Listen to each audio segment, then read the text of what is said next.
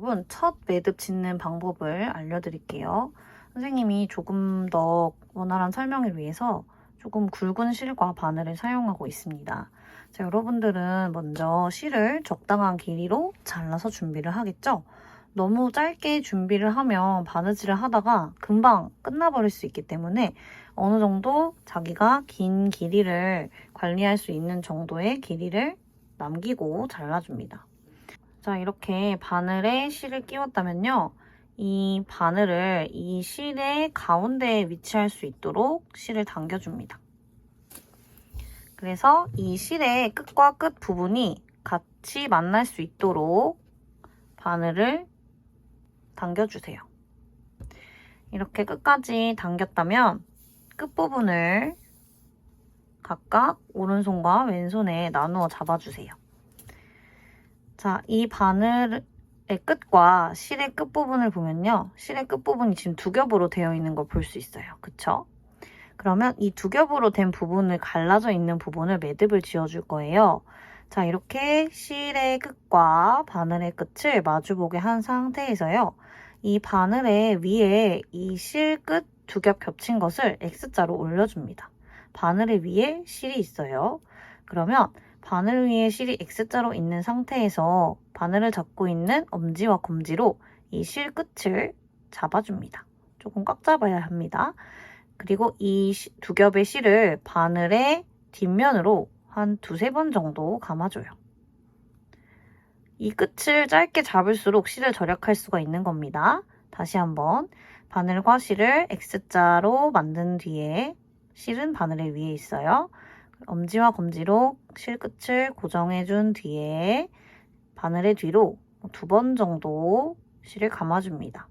그 다음에 여기가 매듭이 될 부분이 바로 여기인데요.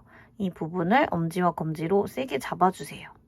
그리고 나머지 손은 떼고 이 바늘을 이 잡아진 부분을 계속 유지한 채로 당겨줍니다. 놓치지 않고 계속 이 부분을 잡아주셔야 돼요. 쭉 끝까지 당겨보면요.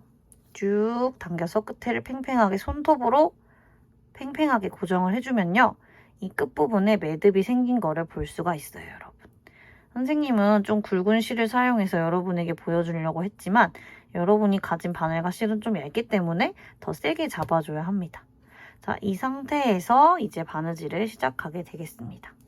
그러면 여러분이 가진 이 부직포를 이용해서 한번 바느질을 해보겠습니다.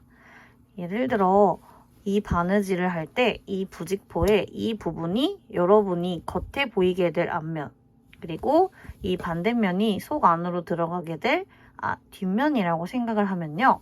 항상 이 앞면에는 깔끔한 부분에 땀만 보여야 하고요. 이 뒷면에는 첫 매듭과 끝 매듭 부분이 보여야 합니다. 즉, 이 면이 앞면이라고 했을 때는 여기서부터 이렇게 실이 들어가게 되면 이렇게 지저분한 매듭이 이 앞면에 보이게 되는 거겠죠? 즉, 항상 들어가는 곳은 이렇게 뒤에서 앞으로 나와야 된다는 겁니다. 그래서 여러분이 이걸 기억을 해주시고요. 여기서 바느질을 실이 앞으로 나와 있으면 바늘도 앞에 있어요. 이 앞에 있는 실과 바늘을 그 다음으로 연결하려면 다시 앞면에서 뒤로 실을 꽂아야겠죠. 하지만 여러분들이 실이 앞면에 나와 있는 상태인데 뒤에서 만약에 바늘을 꽂아버리는 실수를 하게 되면요. 한번 꽂아볼게요. 이렇게 당겨버리면 이 천을 실이 감싸고 있는 우스꽝스러운 모양새가 된단 말이죠. 이렇게 되지 않도록 여러분은 항상 실이 나와 있는 쪽에 바늘을 다시 꽂아서 방향을 통일하도록 하는 겁니다. 자, 다시 한번 해볼게요. 내가 실이 앞으로 나와 있는 상태다. 그러면 이 바늘을 다시 앞면에서 뒷면으로 꽂아서 뒤로 보내준다는 거죠. 그러면 앞면에 하나의 이 땀이 생기게 되는데 이것을 한 땀이라고 부릅니다. 자, 이 한 땀이 생겼으면 이제 실이 뒤에 가 있겠죠. 뒤에 가 있으면 뒤에서 앞으로 꽂아주는 겁니다. 우리가 지난 시간에 시침질과 홈질을 배웠으니까요.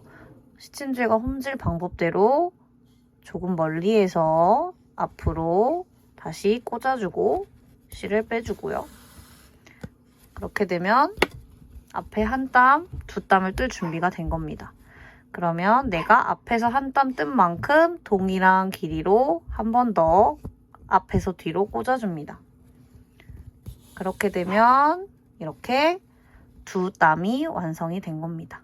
그러면 앞에 한 땀, 두 땀 계속해서 나가면 홈질 또는 시침질이 되는 거겠죠.